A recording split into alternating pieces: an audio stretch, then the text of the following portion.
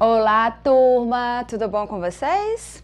Eu me chamo Daniele Rocha, sou assistente social e consultora da MD Social, Assessoria e Consultoria.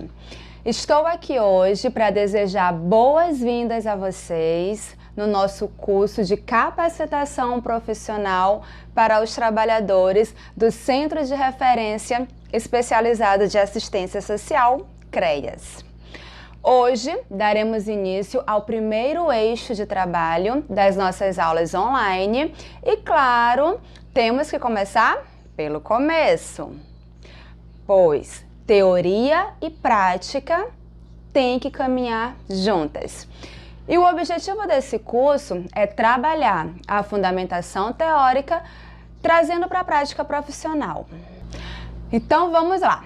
Vamos começar falando sobre a proteção social na assistência social, que consiste no conjunto de ações, cuidados, atenções, benefícios e auxílios ofertados pelo Sistema Único de Assistência Social para a redução e preservação dos impactos decorrentes das mudanças, das alterações sociais e naturais ao ciclo da vida, à dignidade humana e à família. Família como núcleo básico de sustentação afetiva, biológica e relacional. E quando a gente fala da família como núcleo básico, sabemos que o Sistema Único de Assistência Social, ele tem como uma de suas diretrizes a matricialidade sociofamiliar.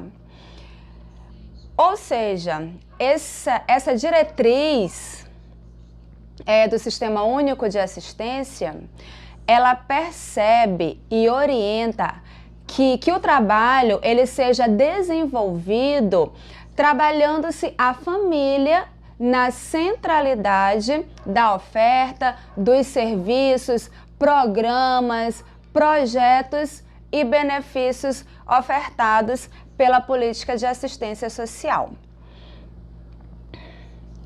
A proteção social, conforme destaca Sposati, se fundamenta na expansão de um padrão societário de civilidade que afiança um padrão básico de vida e respostas dignas a determinadas necessidades sociais.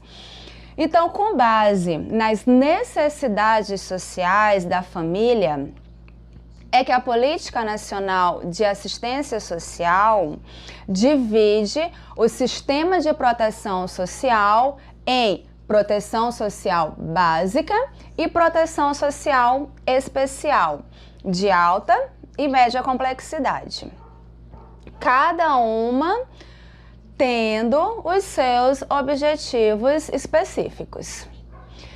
E quanto à proteção social básica, ela tem por objetivo trabalhar na prevenção de situações de risco pessoal e social e no fortalecimento dos vínculos familiares e comunitários, turma.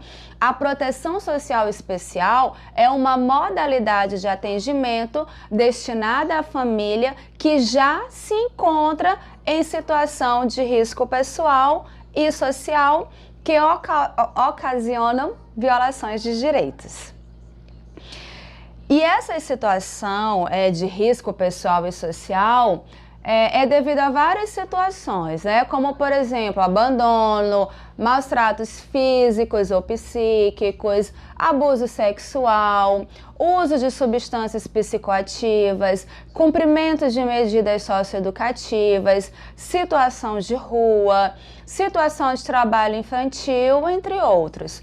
Ou seja, situações de violações de direitos que marcam profundamente a alma e que podem comprometer o potencial de uma geração se não forem tratados adequadamente.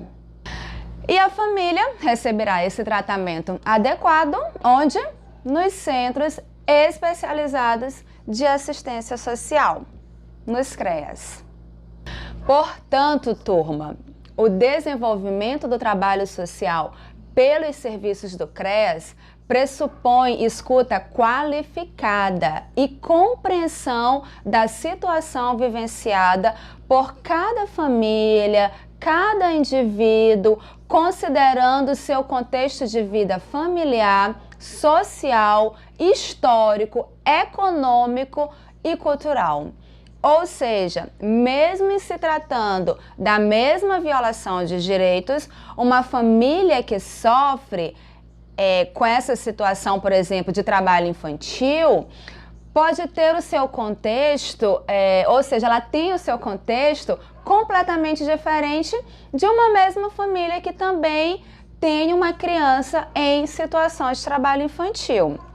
Então, mesmo se tratando da mesma violação de direitos, nós precisamos ter esse olhar individualizado para cada estrutura familiar e levar em consideração todos esses aspectos históricos, sociais, culturais e econômicos. Pois quando eu respeito a individualidade do grupo familiar, as suas características próprias, peculiares, eu consigo estabelecer um laço de confiança com aquela família. E essa confiabilidade, turma, é o primeiro passo para o desenvolvimento do acompanhamento familiar, pelo aquele usuário que já se encontra fragilizado por ter tido seus direitos violados e vai se sentir seguro ao conversar com o profissional. E já dizia Potiara, é importante destacar, todavia, que a família não é um bloco monolítico e também apresenta fragilidades por não estar livre de despotismos, violências, confinamentos, desencontros e rupturas, que podem gerar inseguranças e violações de direitos entre seus membros. Então, isso nos faz refletir de que forma que diante de uma situação de violação de direitos, nós devemos não só olhar para o direito violado, mas também para a família como um todo, para sua situação de risco pessoal e social, para as suas dificuldades de exercício da proteção, cuidado, socialização, protagonismo e participação. Por isso que não existe uma receita pronta para você trabalhar com abuso sexual, com a exploração sexual, com a violência doméstica, porque a situação de violência, ela também está diretamente ligada a todo o contexto histórico, social e econômico da família. Ou seja, há toda uma situação que está dificultando aquela família de exercer o seu papel de protetora, de cuidadora, de garantir os direitos dos seus membros e até mesmo de exercer o seu protagonismo enquanto estrutura familiar. E isso nos traz um direcionamento do nosso trabalho voltado para o rompimento de culpabilização, de responsabilização única da família por situações de violações de direitos. E principalmente, turma, relacionando a pobreza como justificativa para essa situação. Como a gente via que era feito antigamente, né? Eu era pobre, eu não tinha condições financeiras de sustentar os meus filhos, né?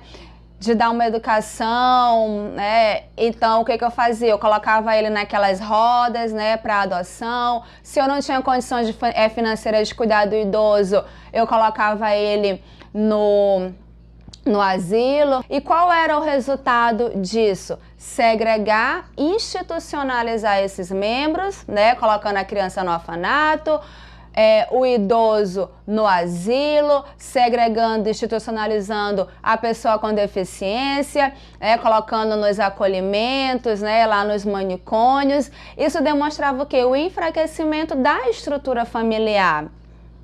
Porém, né, com a política de assistência social, nós não temos mais esse direcionamento, porque a política ela traz o Estado como corresponsável pela família, na busca de oferecer alternativas para que a família consiga desenvolver o seu papel social. Faço referência aqui a Potiara, né? O que Potiara diz? Não deve ser de pressionar as pessoas para que assumam responsabilidades além de suas forças e de sua ossada, mas oferecer-lhe alternativas realistas. O Estado tem que se tornar partícipe, notadamente daquilo que só ele tem como prerrogativa ou monopólio, a garantia de direitos. Por exemplo, hoje em dia, se eu tenho uma pessoa com deficiência, né, uma criança ou independente da idade, que não tem condições de trabalhar, de manter a sua sobrevivência e a família também não tem condições financeiras de arcar com essa manutenção socioeconômica, o Estado ele oferece o quê? O benefício de prestação continuada, no valor de um salário mínimo, para assegurar o direito dessa pessoa com deficiência de gozar de uma melhoria de qualidade de vida, atendendo às suas necessidades básicas. Da mesma forma, o Estado oferece o acompanhamento psicossocial e jurídico especializado para o acompanhamento das famílias em situação de violação de direitos, para que elas consigam assegurar a sua proteção social. Então, frente a isso, para a proteção social especial, a definição e a organização dos serviços, programas e projetos devem considerar a incidência dos riscos pessoais e sociais por violações de direitos em cada território e suas complexidades, assim como as especificidades do público atingido, como, por exemplo, os ciclos de vida das famílias e indivíduos que necessitem de sua atenção. Esses serviços, programas e projetos requerem, portanto, organização técnica e operacional específica por atenderem situações heterogêneas e complexas que demandam atendimento e acompanhamentos personalizados. Então, turma, eu, enquanto profissional do CREAS, enquanto trabalhadora ali da equipe do CREAS, além de conhecer a Política Nacional de Assistência Social, além de conhecer o Sistema Único de Assistência Social, a Tipificação Nacional dos Serviços Socioassistenciais, eu preciso conhecer o Estatuto da Criança e do Adolescente, eu preciso conhecer o Estatuto do Idoso, a Política Nacional dos Direitos do Idoso, eu preciso conhecer o Estatuto da Pessoa com Deficiência e a Política Nacional dos Direitos da Pessoa com Deficiência. Eu preciso conhecer os direitos da mulher e a política de enfrentamento à violência contra a mulher. Dicas de leitura, viu, turma? Depois eu vou listar aí várias leituras importantes para vocês. E essa leitura é importante por quê? A proteção especial de média complexidade, ela organiza a oferta de serviços, programas e projetos de caráter especializado, que requerem maior estruturação técnica e operativa com competências e atribuições definidas, destinadas ao atendimento a famílias e indivíduos em situação de risco social e pessoal por violações de direitos. E, turma, conhecer, compreender e delimitar as competências da equipe do CREAS são de fundamental importância para clarificar o papel do CREAS e fortalecer a sua identidade na rede. E isso vem para evitar sobreposição de ações entre serviços de natureza ou até mesmo áreas distintas da rede, que evidentemente devem se complementar no intuito de proporcionar atenção integral às famílias e indivíduos, e não de buscar no CREAS aquilo que está ausente lá no sistema jurídico, lá na segurança pública. E só assim iremos qualificar o nosso trabalho dentro do CREAS. Porque enquanto, turma, a rede não tiver claro a definição do papel do acompanhamento especializado de atenção integral à família dentro da política de assistência social, haverá uma distorção do papel e da função do CREAS e irão nos cobrar por algo que não nos cabe, que não é nossa responsabilidade, que não é nossa atribuição, nossa competência. Então, turma, nós precisamos ter conhecimento claro do nosso papel, da nossa competência enquanto unidade especializada de assistência social, para que a gente consiga passar essa clareza para toda a nossa rede municipal, estadual e federal. E para que isso se torne bem claro para a gente, né, quais são os serviços da proteção social especial de média complexidade, de acordo com a tipificação nacional de serviços socioassistenciais? Vamos lá. Temos os serviços de proteção e atendimento especializado a famílias e indivíduos, o PAEF, que é um serviço de apoio, orientação e acompanhamento a famílias com um ou mais de seus membros em situação de ameaça ou violação de direitos. Esse serviço, ele compreende atenções e orientações que são direcionadas para a promoção dos direitos, a preservação e principalmente o fortalecimento de vínculos comunitários e sociais, para que a gente consiga fortalecer a função protetiva das famílias, diante dos conjuntos de condições que as vulnerabilizam e as submetem a situação de risco pessoal e social.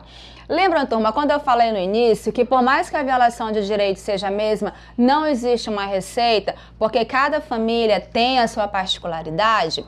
Então, às vezes o profissional, quando ele vai fazer um acompanhamento, uma intervenção familiar, ele já vai com algo pronto. Não, o que ele precisa é conhecer primeiro a dinâmica da família, a rotina da família, para que ele busque na família a sua potencialidade, porque só assim ele vai conseguir dar autonomia à família. E se essa autonomia ela não for conquistada, se esse empoderamento familiar ele não for trabalhado, a família não consegue se desenvolver, ela não consegue desenvolver a sua função de proteção e essa família ela continua a vivenciar esse ciclo vicioso de violência. Só a equipe técnica do CREAS consegue dar conta, turma, dessa busca, dessa autonomia, desse empoderamento dessa família? Não.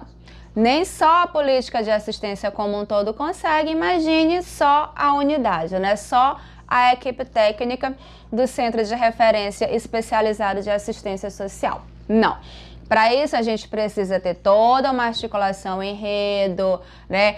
Nós também estaremos tratando aqui nesse eixo, né? Nesse primeiro eixo, para que a gente busque a inclusão dessa família e dos seus membros em serviços socioassistenciais, seja da própria política de assistência, como transferência de renda, da política de inclusão produtiva, né, através de um curso de qualificação profissional ou de capacitação profissional, ou até mesmo da intervenção e restauração de direitos através dos órgãos do sistema de garantia de direitos, né? Então, é buscar parcerias, mas a gente vai falar sobre isso depois, tá?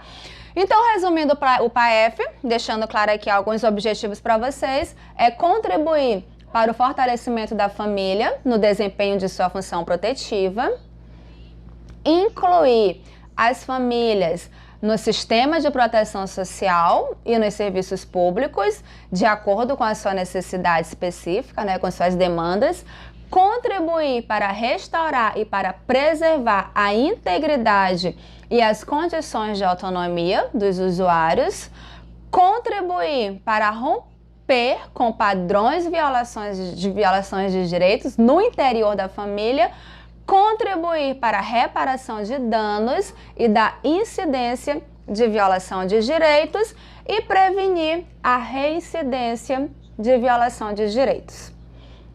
E em se tratando do acompanhamento familiar, a gente só consegue romper com esse ciclo de violência, com essa reincidência de violação de direitos, se a gente conseguir fortalecer essa família, o papel dessa família. Dando continuidade, temos também o serviço especializado em abordagem social.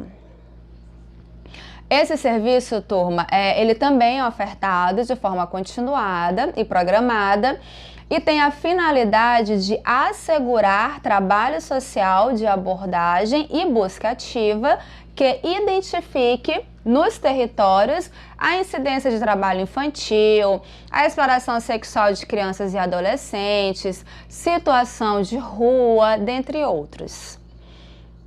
E quando a gente fala de território, a gente fala de um modo geral, a gente fala de praça, de entroncamento, de fronteiras, de locais de intensa circulação de pessoas, onde tem comércio, terminal de ônibus, terminal rodoviário, metrô, entre outros.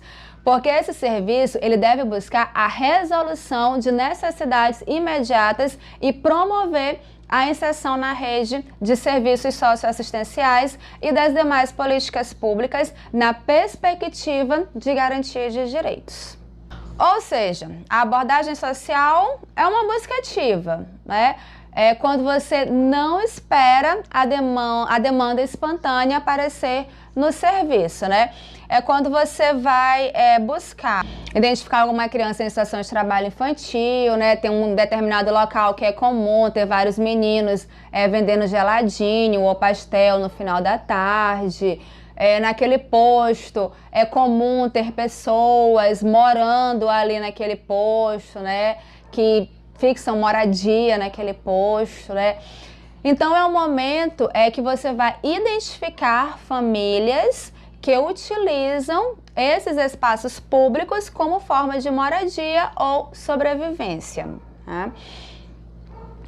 E o objetivo da abordagem social é justamente construir o processo para que essa família, essas pessoas, elas saiam das ruas e possibilitar elas acesso à rede de serviços e benefícios assistenciais e também promover ações para que essa família ela seja reinserida, né, no caso esse membro seja reinserido no contexto familiar e comunitário.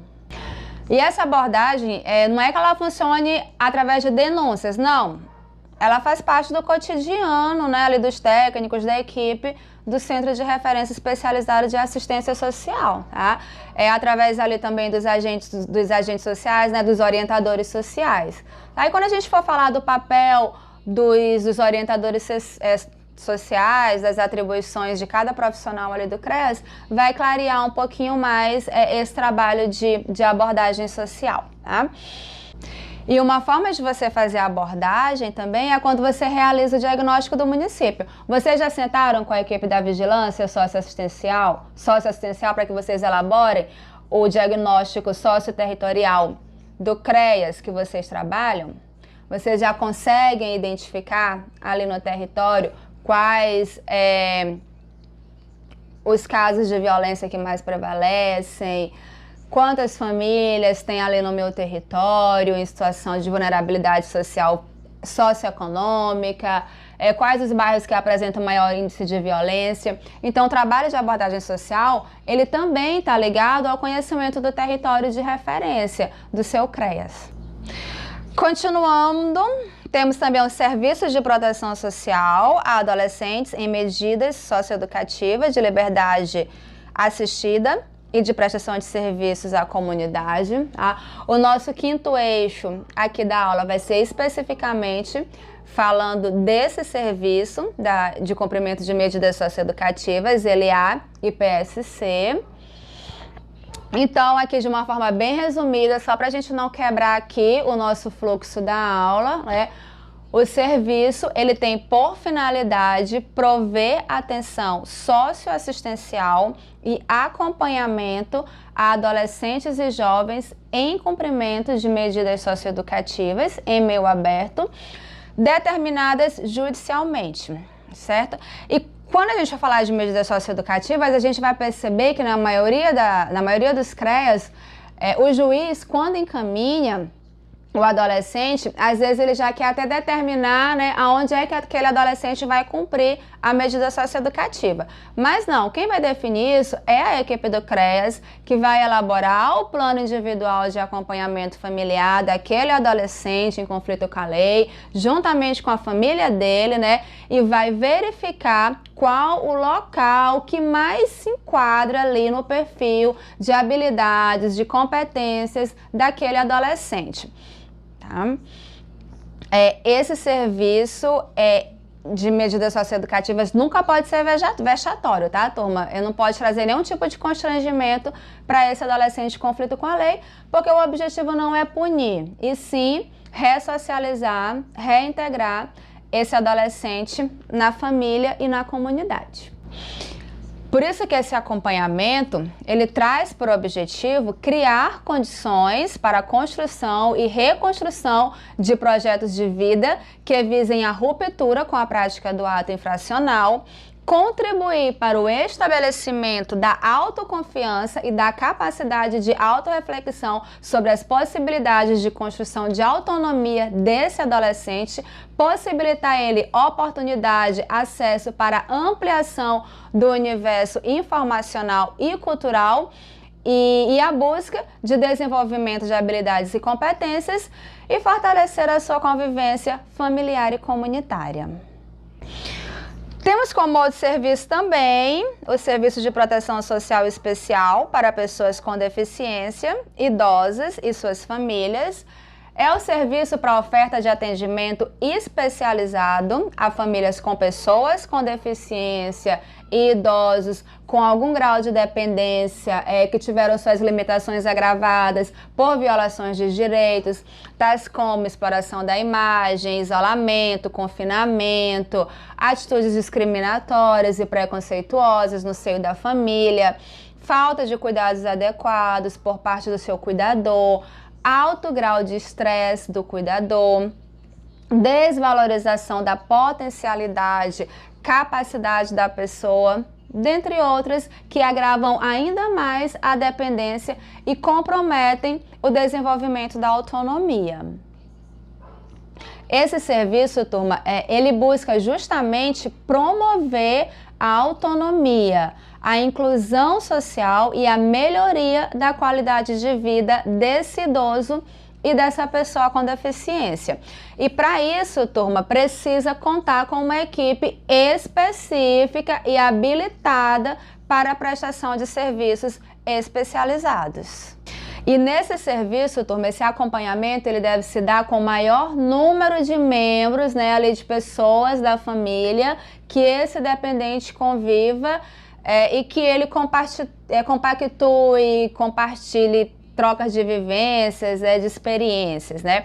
A partir da identificação das necessidades daquele indivíduo, a equipe ela vai estar viabilizando o acesso a benefícios, programas de transferência de renda, serviços de políticas públicas setoriais, atividades culturais e de lazer, sempre priorizando a autonomia dos dois, tanto do cuidador quanto do dependente.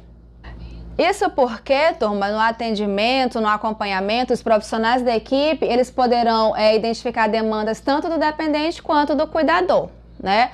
Pode identificar também situações de violências ou violações de direitos e aí eles vão acionar os mecanismos necessários para atender essas demandas.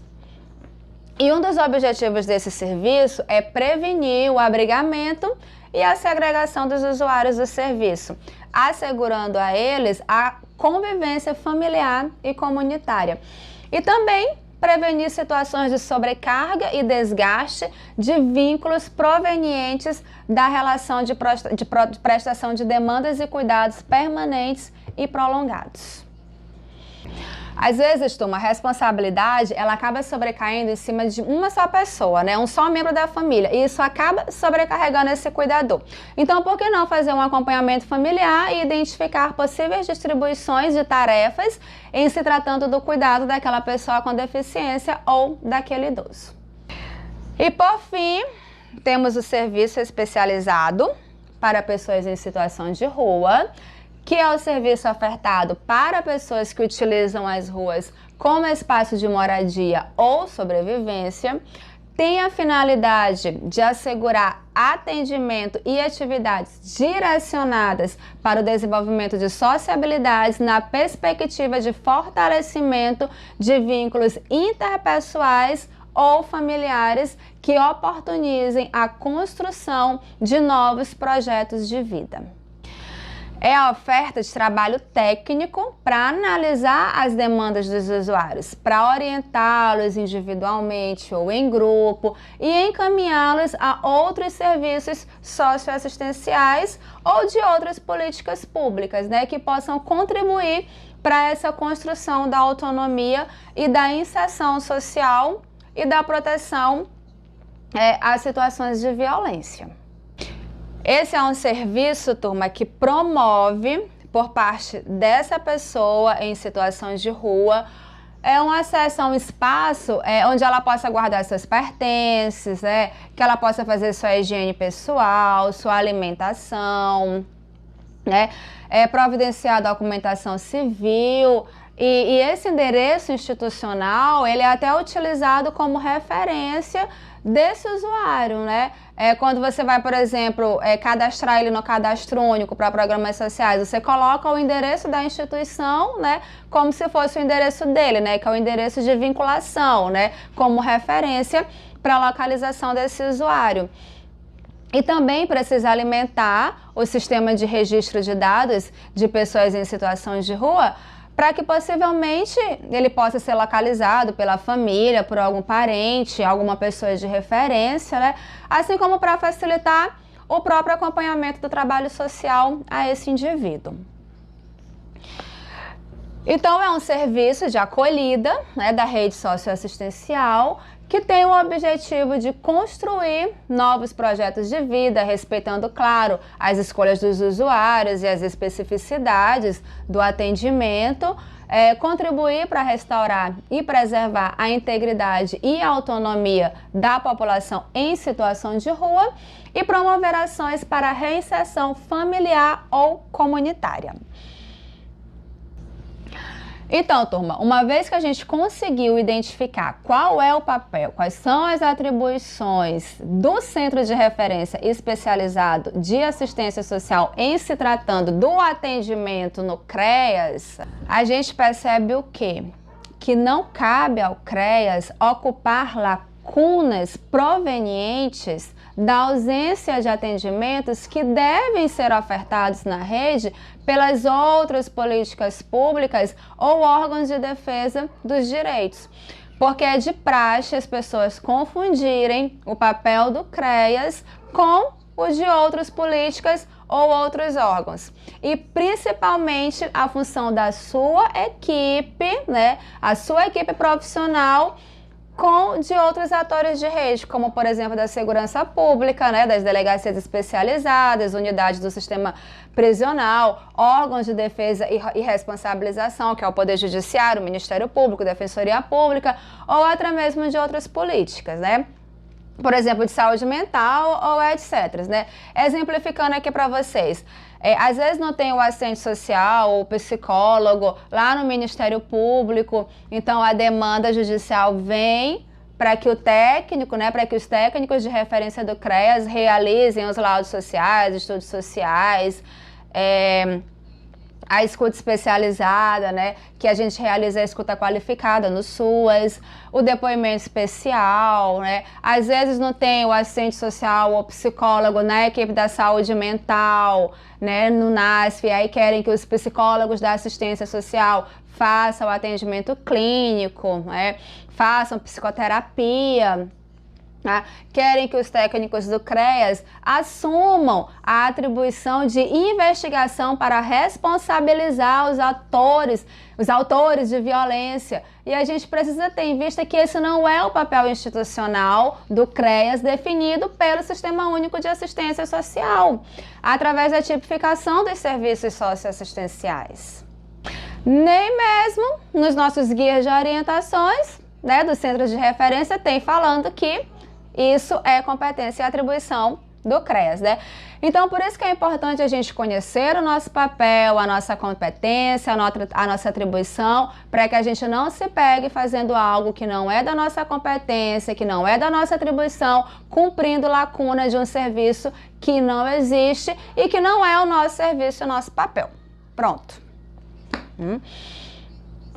E só pelo que a gente pode perceber, né, turma, a gente já tem uma complexidade imensa de demandas de trabalhos, né, e pra gente ainda tá pegando demandas de outras políticas públicas, né, de outros órgãos do sistema de garantia de direitos, aí realmente o nosso trabalho no CREAS, ele não vai ser um trabalho qualificado.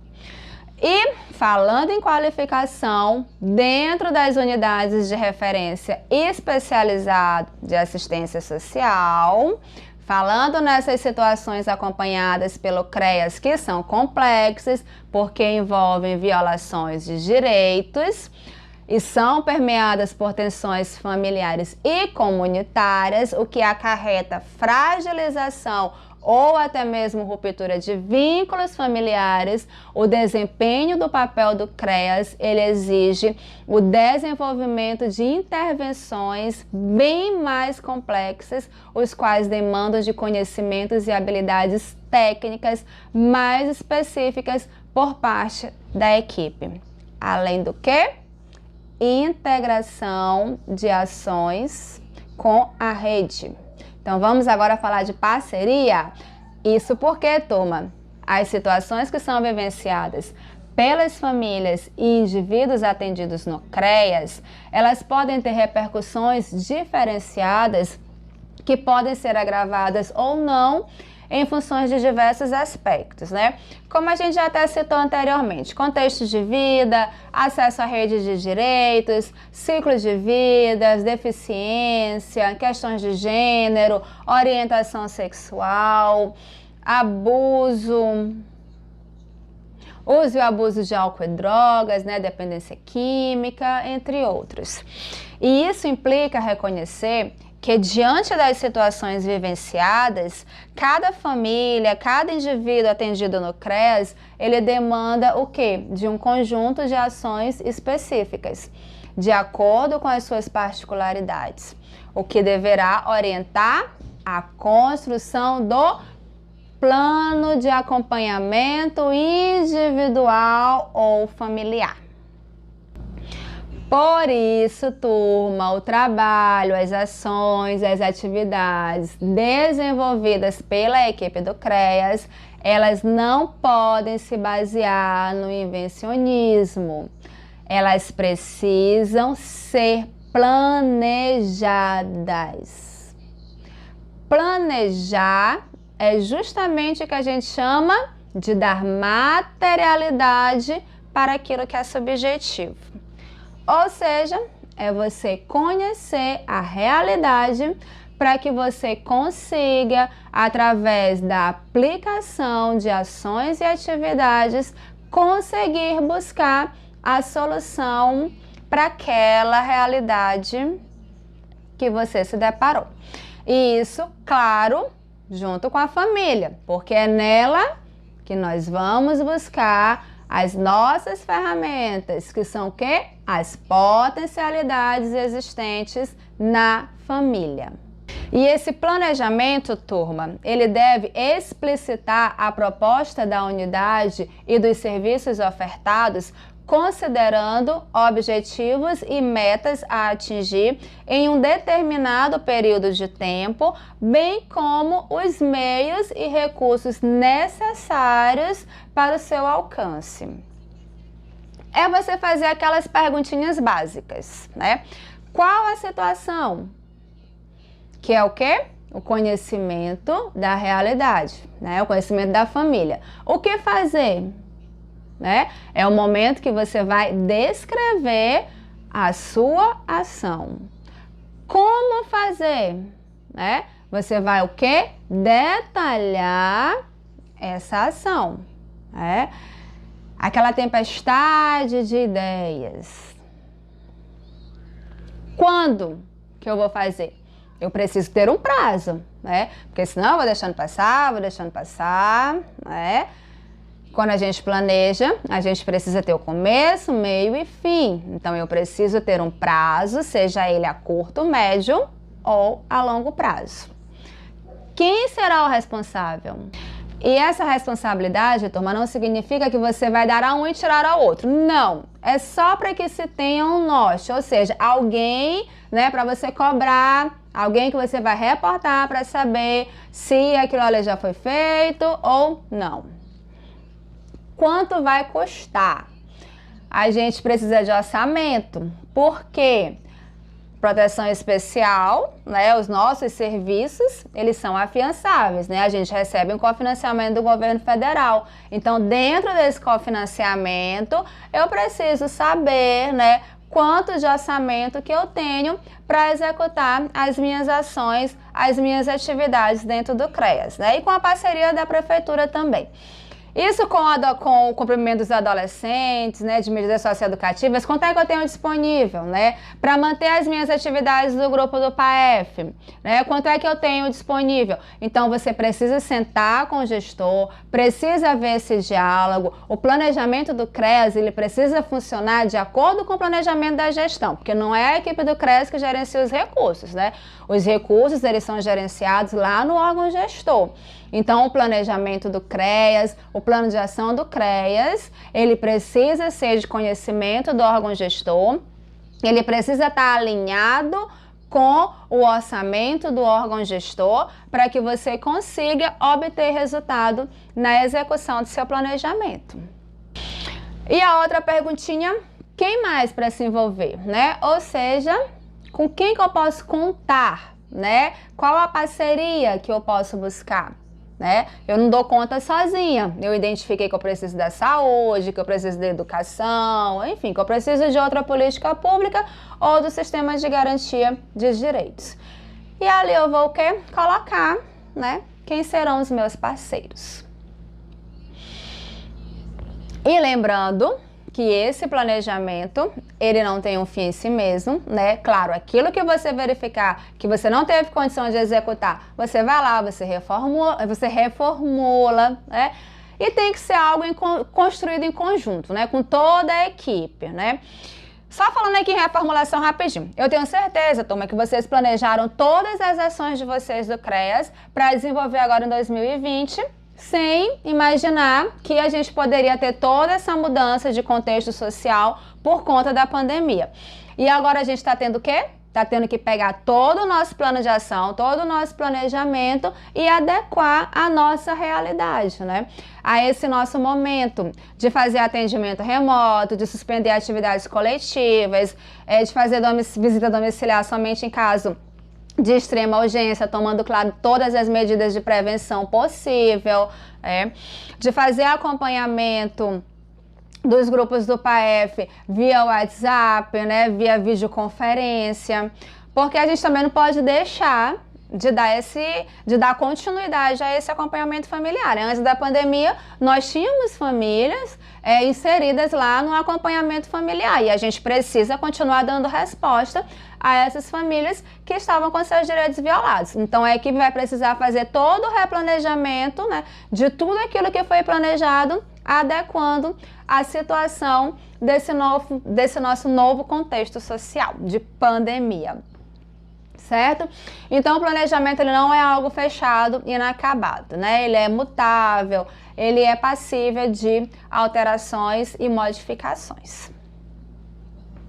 E quando eu falo que esse planejamento ele precisa ser feito em conjunto, é porque o CREAS, ele precisa, né, a equipe, ela precisa trabalhar de uma forma interdisciplinar, tendo por base objetivos comuns.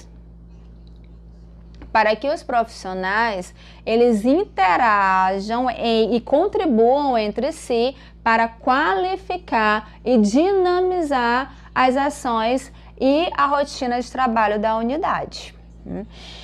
Essa troca de conhecimento, turma, entre os profissionais, ela só vem a somar, a potencializar a capacidade da equipe conseguir responder às demandas mais complexas que chegam, né, que fazem parte ali da sua rotina na sua unidade.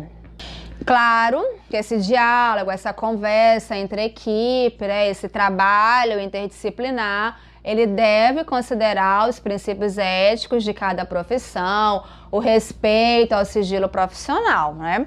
Para isso, cada profissional, junto com a coordenação, quando for o caso, deve avaliar quais os aspectos que podem ser compartilhados com a equipe, né? Para integrar ali as ações, de modo até a evitar exposições desnecessárias, né?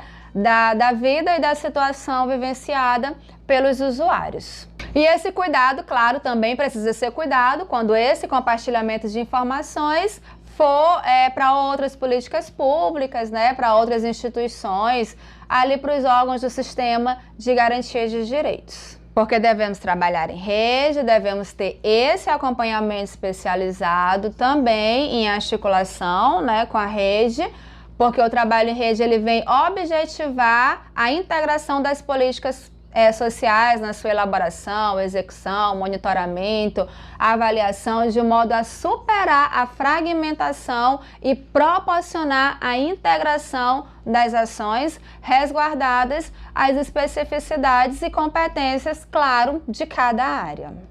Por isso, dentro do nosso plano de ação, nós precisamos colocar, turma, uma agenda de reuniões, tanto de reuniões de equipe, né, equipe CREAS com CRAS, equipe CREAS com serviços de convivência e fortalecimento de vínculos, até porque o trabalho do CREAS também está no CRAS, também está no serviço de convivência e fortalecimento de vínculos, em se tratando das situações prioritárias. CREAS tem que sentar com o órgão gestor, CREAS tem que sentar com a política de saúde, porque é lá no sistema da saúde que está a ficha de notificação compulsória de violência. O CREAS tem que sentar com o Conselho Tutelar, porque o Conselho Tutelar é o órgão municipal responsável por zelar pelos direitos das crianças e adolescentes, e ele também aplica medidas de proteção em se tratando de crianças. O CREAS tem que sentar com o Poder Judiciário, porque é ele que encaminha os adolescentes em conflito com a lei para o cumprimento de medidas socioeducativas. O CREAS tem que sentar com a delegacia de polícia, né, porque é neles que chegam os boletins de ocorrência de denúncias de violação doméstica contra o idoso, contra a mulher, contra a pessoa com deficiência. O CREAS tem que sentar com o Conselho Municipal dos Direitos da Criança e do Adolescente, com o Conselho Municipal dos Direitos do Idoso, com o Conselho Municipal dos Direitos da Mulher, dos Direitos da Pessoa com Deficiência. Enfim, eu preciso ter todo esse contato com a minha rede para buscar o fortalecimento dessa rede, porque senão eu não vou conseguir atender a minha demanda no que diz respeito à completude, ao acompanhamento integral da família, cuja demanda chegou para o acompanhamento familiar no centro de referência, mas que não depende só dele. Às vezes eu recebo uma mulher vítima de violência doméstica, porém não cabe somente orientá-la quanto à denúncia, né, o quanto é importante ela denunciar esse agressor.